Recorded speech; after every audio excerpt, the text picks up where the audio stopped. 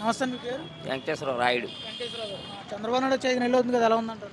పర్లేదండి, కొద్ది కొద్దిగా యావరేజ్‌గా ఉంది. పర్లేదు. అంటే ఏ రకంగా యావరేజ్ అంటారు? అదే ఇప్పుడు అదే అమ్మఒడి అయ్యి కొంచెం ప్రాబ్లమ్స్ ఉన్నాయి అంతే. ఇస్తానన్న 6 పథకాలు ఉన్నాయి కదండీ! 6 హ్మ్. పథకాలు ఎన్ని పథకాలు వస్తున్నాయంటారు? ఇప్పుడు ఆల్రెడీ గ్యాస్ ఒకటి అయింది. తర్వాత పింఛన్లు ఒకటి పర్ఫెక్ట్‌గా వస్తున్నాయి. కన్వాయ్‌కు బెనిఫిట్ డౌట్‌లో ఉన్నాయి. ఉచితంగా ఇసుక ఇస్తన్నారు కదా! ఇసుక ఏమైనా వస్తుందా? వస్తుందండి. అందుబాటులో ఉందా? అందుబాటులో. మరి మీ వాహన మిత్రుల్లో మీకు ఎలా ఉందంటారు? ఇంకా లేదండి, వాహన మిత్ర ఏం మాట్లాడలేదు, చెప్పలేదు కూడా. అంటే 10,000కి 5,000 500 5,000 వేసి 15,000 ఇస్తున్నారు కదా! ఇంకా లేదండి, దాని గురించి చూస్తున్నామండి ఇంకా. మీకు ఎలా ఉందంటారు? అంటే కేసులు రైటింగ్ అని ఇబ్బంది ఏమైనా ఉందంటారా? ప్రస్తుతానికి పర్లేదండి. ప్రస్తుతానికి పర్లేదండి. రోడ్ల విషయంలో అండి? రోడ్లే బాగోలేదండి, కొద్ది కొద్ది యావరేజ్.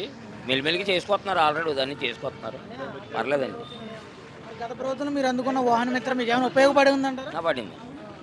10,000 వేసి తీసుకున్నాం, ఉపయోగపడ్డా. ఉపయోగకరంగా ఉండదంటారా? పర్లేదు. మరి ఇప్పుడు ఈయన వచ్చాక ఇంకో వాహన మిత్ర ఇంకా వేయలేదండి. ఇబ్బంది ఉందంటారా? పర్లేదు. ఇబ్బందిగానే ఉంది. వాహన మిత్ర కాదండి, బ్రేకింగ్ పెట్ల ఇచ్చేలాగా ఇబ్బందిగానే ఉంది.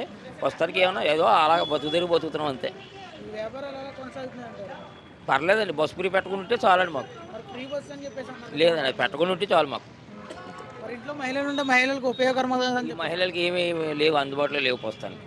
ఇంకా మా పిల్లలకి కానీ అవి కానీ ఏ చెప్పుకొచ్చారు కానీ ఇప్పుడు ప్రస్తుతానికి ఏమి లేవు. డిగ్రీ అయిన పిల్లలు ఉన్నారు, బీటెక్ అయిన పిల్లలు ఉన్నారు, అది అన్నారు ఇది అన్నారు, వృత్తి అన్నారు, ఏమీ లేవు ప్రస్తుతానికి. ఏవో ఎదరెదరు చేస్తారని చూస్తున్నాం. నిరుద్యోగ వృత్తి కల్పిస్తానని డిగ్రీ ఉన్న వాడికి లేదండి, నెలకు 3,000 లేదండి, ఏం రావట్లేదు. రావట్లేదు. తల్లికి వందనం అన్నారు. అవి ఏమి లేవండి ప్రస్తుతం. చంద్రబాబు గారు చచ్చిపోయిన తర్వాత వస్తుందని చెప్పు. గత ప్రభుత్వంలో మీరు చూసిన పథకాలు ఎలా ఉన్నాయి? ఏ విధంగా ఉండే అంటారు? పర్లేదండి, ఫస్ట్లో బాగానే ఉండి, ఇప్పుడు ఇంకా అవ్వట్లేదు అంతే. ఇంక్రిమెంట్లు ఉపయోగకరంగా ఉండి అంటారు. ఉపయోగకరంగా ఉండి. మరి అనవసరంగా ఇచ్చేసారు, ప్రజలను సోమరిపోతులు చేశారని చెప్పేసి. అది వాస్తవం అండి, అది వాస్తవం. సోమరపోతులు చేసేది వాస్తవం. మరి ఇప్పుడు వీళ్ళు కూడా అదే పని చేస్తున్నారు కదా, పథకాలు ఎక్కువ ఇస్తున్నారు కదా. ఏమి లేదు కదండి, తగ్గించి చేస్తున్నారు వాళ్ళు,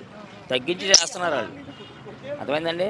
ఆరోగ్య మిత్ర, వాహన మిత్ర కూడా వేస్టే. సోమరపోతులు అంటే మేము సోమరపోతులు అవ్వడానికి 10,000 ఎందుకు?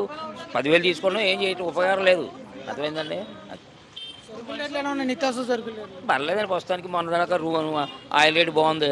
పీని పెరిగాక తగ్గింది, మళ్ళీ పెంచేశారు ఇప్పుడు. ఇబ్బంది పడుతున్నారు ప్రజలు బాగా అని చెప్పేసి. ఏమి ఇబ్బంది అండి, ఏమి ఇబ్బంది లేదు ప్రస్తుతానికి, ఏమి ఇబ్బంది.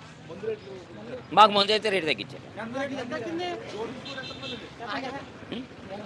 గత అట్ల మీద మంత్ రేట్లు తగ్గినాయండి. మాకు కావాల్సిన కాస్ట్లీ రేట్లు తగ్గినాయి. 99 రూపాయలకి క్వార్టర్ అన్నారు. 99 తీసుకుంటున్నారండి చీపు. లేబర్కి పని చేస్తాం. ఎలా ఉంది అది? నాణ్యమైన మద్యం అందిస్తున్నారు. చీపు జోలికి ఎలా ఉంది, కాస్ట్లీ తాగుతాం. ఏమైనా అందిస్తున్నారా? మంచి ముందు మా వస్తుందండి మరి. ప్రస్తుతానికి పర్లేదు. పర్లేదు ప్రస్తుతం.